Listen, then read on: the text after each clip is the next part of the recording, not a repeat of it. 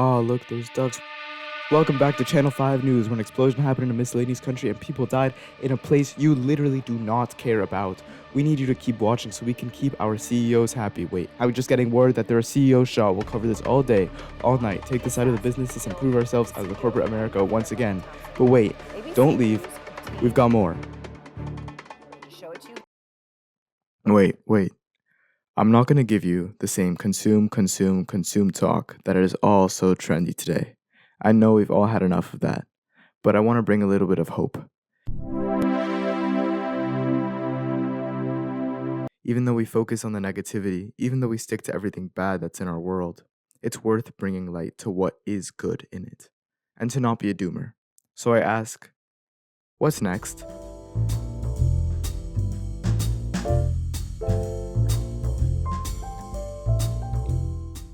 Listen, I don't know.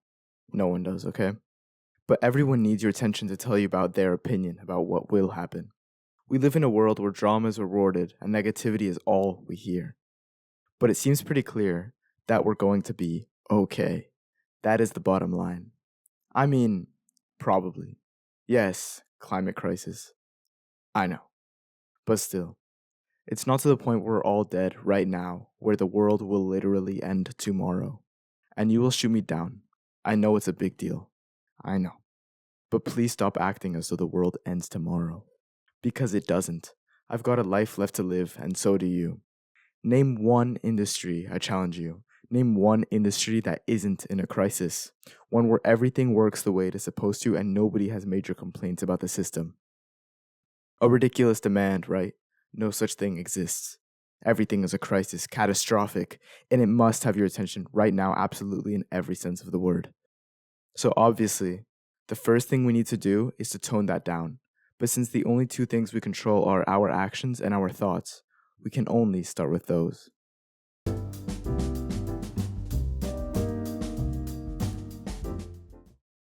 If we were to start with our actions and our thoughts, then all we can do is start tuning the dooming out of our minds. Because it's impossible to break the motivations of a capitalistic society and change the world all in one go. So we have to start by playing the game and hurting the CEOs financially. The more they understand the message in their own terms, the more they understand what we want, and the more they'll give it to us. If the CEO of CBS or any major broadcasting company understands that people want to see something good, then they will show good things, because at the end of the day, they are companies and this is how they operate. But we need to send them that message, and it's gonna take years, and it's gonna take a lot of work, and it's gonna take a lot of complaining and a lot of bureaucracy and a lot of red tape, and I know it's gonna suck. But that's okay. That's the fight that we sign up for. That's the world that we want to see. That's what we care about. That's who we are as a human species. And that's who we are as consumers. We fight for what we want. Where was the news when China built the largest wind power plant in the world? Or when we saw that a higher proportion of their energy comes from renewables than ours does?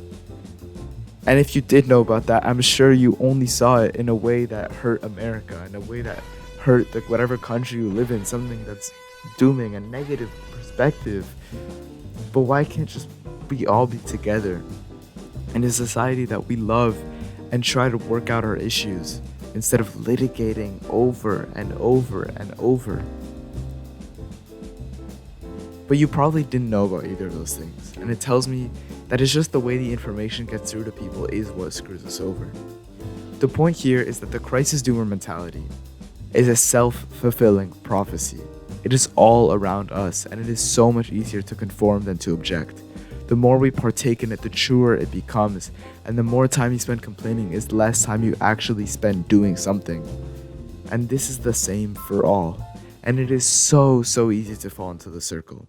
It is so easy to consume, to be polarized, to yell at your TV. But that is the point at the end of the day. And you are here because you want to do the right thing. You were taught you could make a difference, and this is it. You can get ahead of the vast majority of people with a simple mindset. And when your thoughts contaminate your subconscious, it gets easier and easier to convince yourself that it is okay to step out of the herd and to start doing while stopping complaining. Of course, it must be mentioned that when I say your thoughts, I mean your conscious thoughts. And we have many levels of reasoning that psychology does not yet understand. What we have so far is the dual processing theory, which is that you have one conscious track and one subconscious track. But the main idea is that you can only control a few levels of your thoughts, but they eventually contaminate the rest with their material, and it is your choice what you put in it. Although it may feel as though you do not make a difference with each and every thought, and that taking a cheat thought won't hurt, it is much easier to fall back than to rise forward. By chipping away at the poor lines of reasoning that make up herd mentality, you get yourself ahead. Also, this isn't made to make you feel as though you are better than anyone else. You aren't. You aren't better than anyone else, but you're doing the right thing in this aspect and others may not be. They will be doing the right thing in other aspects, or they may be using that time and effort to do something else that is productive in their lives, but this is not a valid point for which you can satiate your ego. I mean, imagine it's now 2045. You took 2025 as your starting year of discipline, and now you're looking at the fruits of your labor. You have a reunion with your friends and you see where they are in life, and you're thinking, wow, I live a life that I'm so much happier living now than I used to. I live a life where I'm proud to be myself. I'm happier that I'm myself rather than being one of my old friends. Even though I still enjoy their company, I'd still rather be myself. And this is because I took 2025 as my starting year of discipline, and these are the fruits of my labor. Between 75 and 85% of us will fit in when presented with an opportunity to do so. Solomon Asch proved this in his 1951 study where he asked people about lines that had similar length and then had them convinced by people who were literally lying about which line they were choosing. That's crazy. 75% of people, that's 3/4 of people. I had an economics teacher who said that 80% of people were dumb. We're all conforming. Of course, traces of this folding in sight of peers is abundant and links back to evolution. Sticking together as a herd makes more correct decisions. But in today's world, where most will stay behind while a few will get ahead, failing to stand by your own goals is a type of bad conformity. In fact, don't take my word for it. I'm going to give you a second to think about it.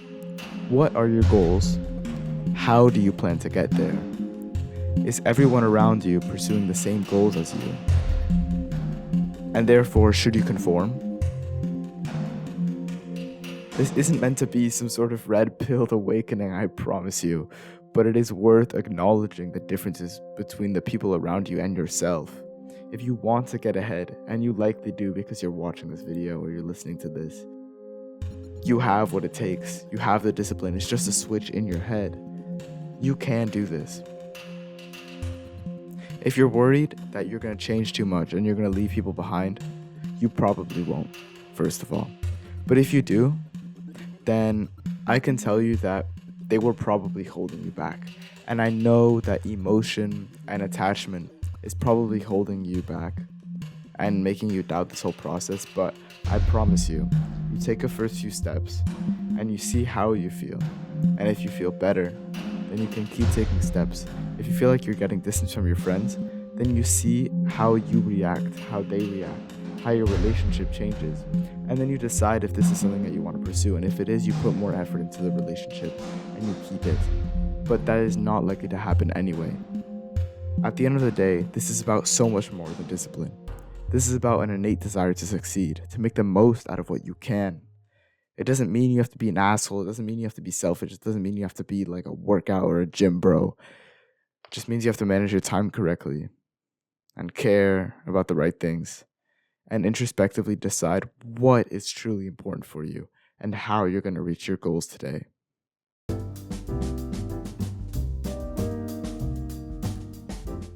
This is all sounding a little bit too preachy, so I'm going to make it simple.